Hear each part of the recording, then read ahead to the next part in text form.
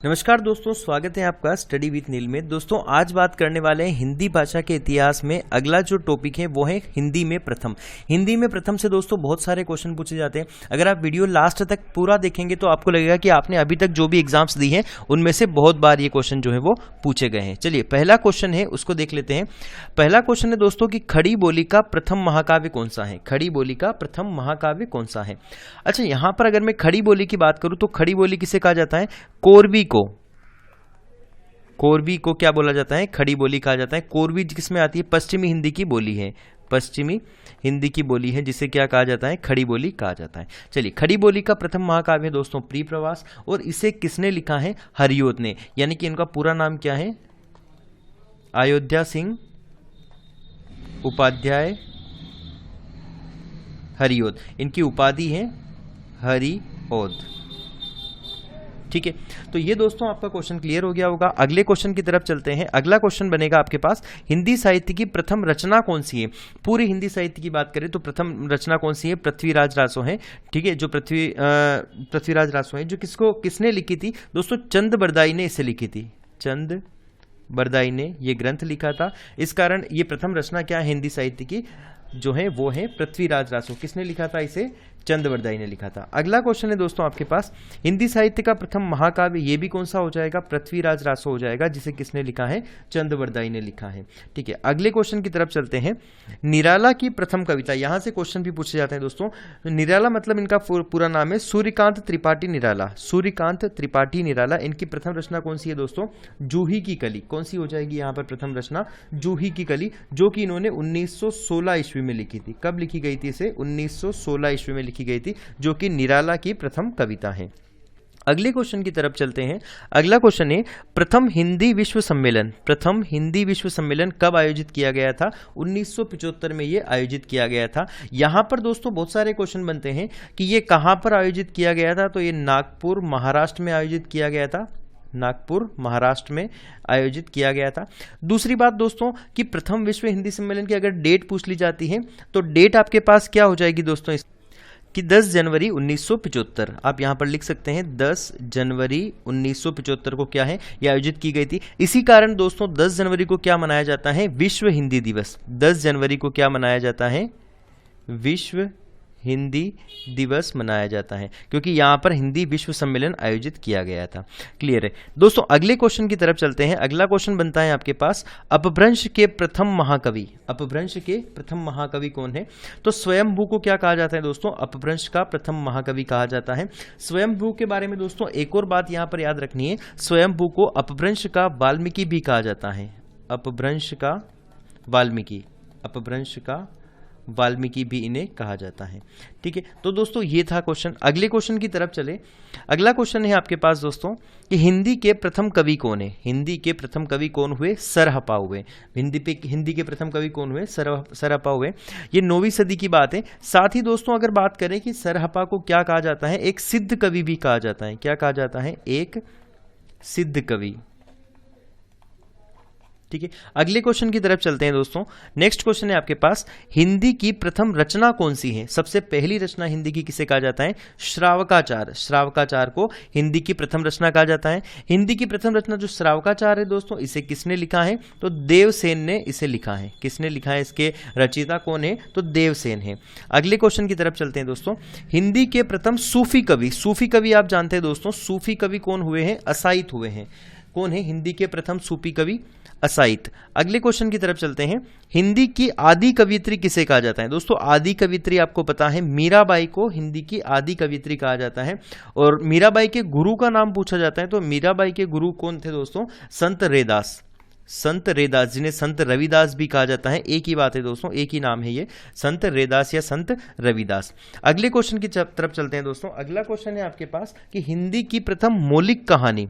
हिंदी की प्रथम मौलिक कहानी कौन सी है? इंदुमती है दोस्तों। कौन सी है? इंदुमती। अब पूछा जाता है कि इंदुमती को लिखा किसने है? तो किशोरी लाल ने। किसने लिखा है? किशोरी लाल। हिंदी की जो प्रथम मौलिक कहानी है उसे किसने लिखा है? किशोरी लाल ने। चलिए अगले क्वेश्चन की तरफ चलते हैं दोस्तों। अगला क्वेश्चन है आपके पास, हिंदी का प्रथम उपन्यास कौन सा है? हिंदी का प्रथम उपन्यास है दोस्तों परीक्षा गुरु। परीक्षा गुरु किसने लिखा है? तो लाला श्रीनिवास दास। किसने लिखा है इसे? लाला श्रीनिवास दास ने इसे लिखा है। चलिए अगले क्वेश्चन की तरफ चलते हैं। अगला क्वेश्चन है दोस्तों, प्रसाद की प्रथम काव्य कृति कौन सी है? प्रसाद का मतलब यहां पर है दोस्तों जयशंकर प्रसाद से। तो जयशंकर प्रसाद की जो प्रथम काव्य कृति है वो कौन सी है? उर्वशी। कौन सी हो जाएगी दोस्तों? उर्वशी हो जाएगी, जो इन्होंने 1909 ईस्वी में लिखी थी। कब लिखी गई है? 1909 ईस्वी में।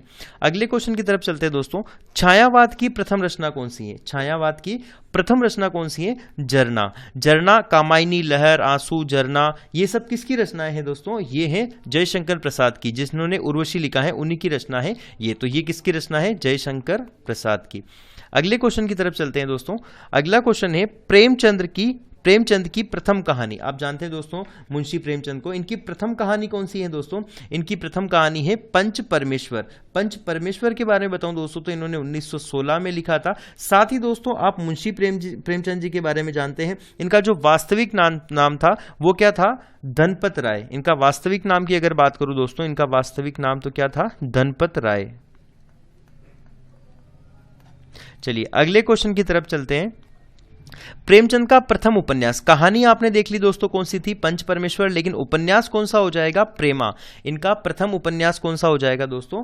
प्रेमा हो जाएगा।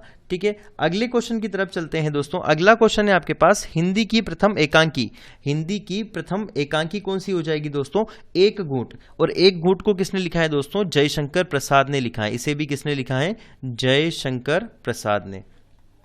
अगर दोस्तों इसके बारे में पूछा जाए कि एक घूंट किसने लिखा है, तो जयशंकर प्रसाद ने हो जाएगा। लेकिन अगला क्वेश्चन है आपके पास, ये क्वेश्चन बहुत बार पूछा गया है दोस्तों, बहुत इंपॉर्टेंट क्वेश्चन है कि हिंदी साहित्य का काल विभाजन व नामकरण का प्रथम प्रयास करने वाला व्यक्ति कौन था? हिंदी साहित्य का काल विभाजन का नामकरण करने वाला प्रथम व्यक्ति कौन था? तो जॉर्ज ग्रियर्सन को क्या कहा जाता है? हिंदी के काल विभाजक भी इन्होंने किया था। इन्होंने एक ग्रंथ लिखा था दोस्तों, उसके बारे में बता देता हूं मैं। इन्होंने एक ग्रंथ लिखा था भारतीय भाषा सर्वेक्षक। भारतीय, मैं छोट में लिख देता हूं, भारतीय भाषा सर्वेक्षक। ठीक है, तो यहां पर दोस्तों अगर इसकी बात की जाए तो ये भारतीय भाषा सर्वेक्षक में इन्होंने क्या किया था?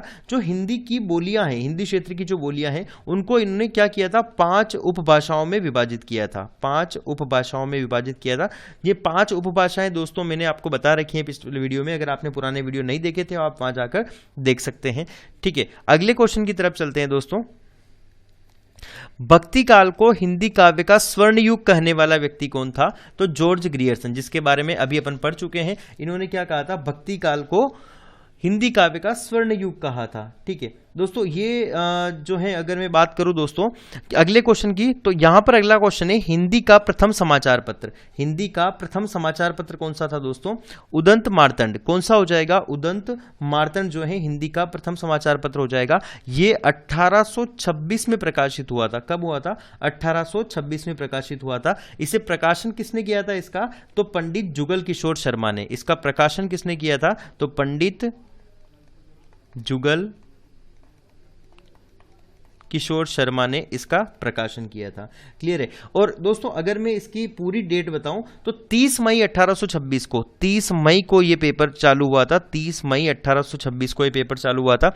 इसी कारण दोस्तों 30 मई को हिंदी पत्रकारिता दिवस मनाते हैं। इसी कारण 30 मई को क्या मनाया जाता है दोस्तों? हिंदी पत्रकारिता दिवस। चलिए अगले क्वेश्चन की तरफ चलते हैं। अगला क्वेश्चन है हिंदी का प्रथम दैनिक समाचार पत्र। हिंदी का प्रथम दैनिक समाचार पत्र समाचार सुधावर्षण। कौन सा हो जाएगा? समाचार सुधावर्षण हो जाएगा। इसे 1854 ईस्वी में चालू किया गया था। साथ ही दोस्तों इसकी बात की जाए तो इसका प्रकाशन किसने किया था? तो श्याम सुंदर सेन ने। इसका प्रकाशन किसने किया था? श्याम सुंदर सेन ने इसका प्रकाशन किया था। चलिए अगले क्वेश्चन की तरफ चलते हैं दोस्तों। अगला क्वेश्चन है आपके पास, हिंदी के लिए प्रथम साहित्य अकादमी पुरस्कार प्राप्त करने वाला व्यक्ति कौन था? हिंदी के लिए प्रथम साहित्य अकादमी पुरस्कार किसे मिला था? माखनलाल चतुर्वेदी को प्रथम साहित्य अकादमी पुरस्कार मिला था। इसे देखो कौन सी साहित्य के लिए मिला था, कौन सी बुक के लिए मिला था, कौन सी रचना के लिए मिला था? तो हो जाएगा दोस्तों हिम तरंगिणी। हिम तरंगिणी कौन सी हो जाएगी दोस्तों? हिम तरंगिणी। और ये कब की बात है? 1826 में मिला था। हिंदी के लिए, हिंदी भाषा में साहित्य लिखने के लिए प्रथम साहित्य अकादमी पुरस्कार मिला था 1826 में। हिमतरंगिणी के लिए इनको ये जो पुरस्कार मिला था, साहित्य अकादमी पुरस्कार मिला था। अगले क्वेश्चन की बात करते हैं दोस्तों। अगला क्वेश्चन है आपके पास, ज्ञानपीठ पुरस्कार से सम्मानित प्रथम हिंदी साहित्यकार कौन था? ज्ञानपीठ पुरस्कार से सम्मानित प्रथम हिंदी साहित्यकार थे दोस्तों सुमित्रानंदन पंत, और इनकी जो रचना थी वो थी दोस्तों चिदंबरा के लिए इन्हें मिला था। और कब मिला था? 1968 में इन्हें ये पुरस्कार दिया गया था। दोस्तों यहां पर क्वेश्चन ये पूछा जाता है कि ज्ञानपीठ पुरस्कार से सम्मानित प्रथम व्यक्ति कौन थे? ज्ञानपीठ पुरस्कार से सम्मानित प्रथम व्यक्ति कौन थे दोस्तों? गोविंद शंकर कुरूप थे। गोविंद शंकर कुरूप थे। ये मलयालम कवि हैं, मलयालम लेखक हैं, और इन्हें मलयालम भाषा में साहित्य रचना के लिए इन्हें ये पुरस्कार दिया गया था। क्लियर है दोस्तों?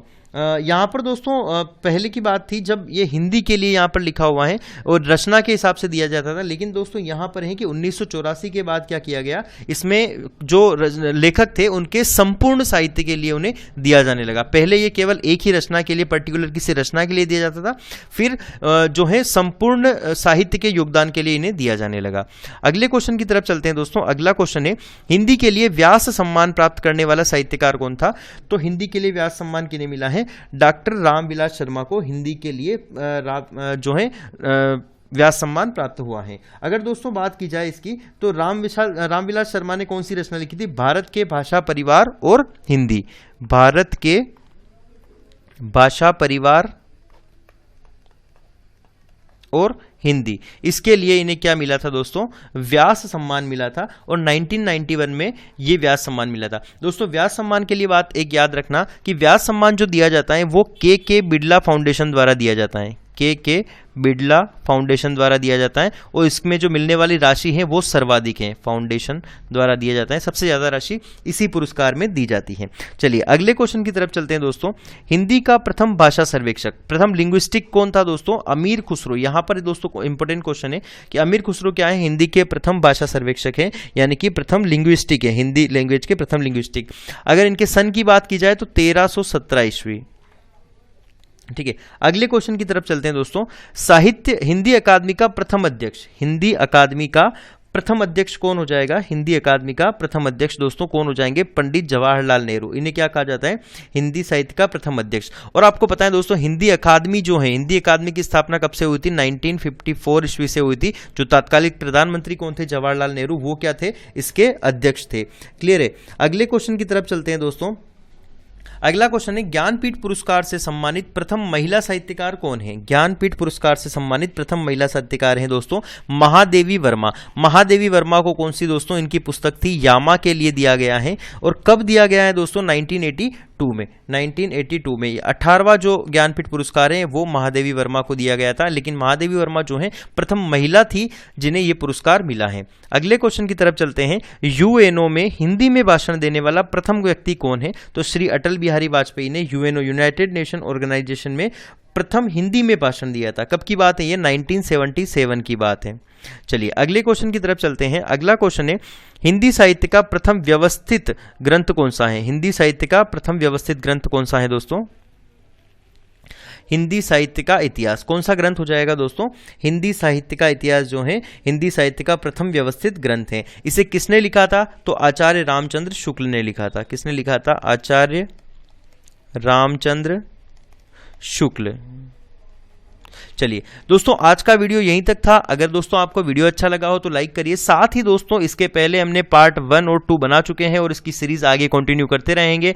यहां पर दोस्तों विगत परीक्षाओं में जो पूछे गए प्रश्न हैं, जो कि आपकी सब इंस्पेक्टर परीक्षा और बाकी परीक्षाएं जो एक दिवसीय हैं उनके लिए बहुत महत्वपूर्ण होने वाले हैं। इंपॉर्टेंट एमसीक्यू की सीरीज है जो कि चैप्टर वाइज है दोस्तों। Chapter wise multiple choice question की सीरीज है, ऑब्जेक्टिव क्वेश्चन है जो चैप्टर वाइज है, जिसमें हिंदी भाषा जो हिंदी साहित्य का इतिहास है उसके बारे में यहाँ पर 1 और 2 वीडियो यहाँ पर बना चुके हैं। तीसरा वीडियो हिंदी में प्रथम का था। इसके बाद दोस्तों वर्णमाला से संबंधित वीडियो जो है वो अपलोड किए जाएंगे। साथ ही दोस्तों अगर आपको कोई डाउट है तो आप हमें इस टेलीग्राम चैनल पर हम आपको पीडीएफ उपलब्ध कराते रहते हैं। साथ ही इससे इंस्टाग्राम पर आप हमें कोई भी डाउट हो तो पूछ सकते हैं। तो दोस्तों आज का वीडियो यहीं तक था। मिलते हैं अगले वीडियो में, तब तक के लिए बाय बाय।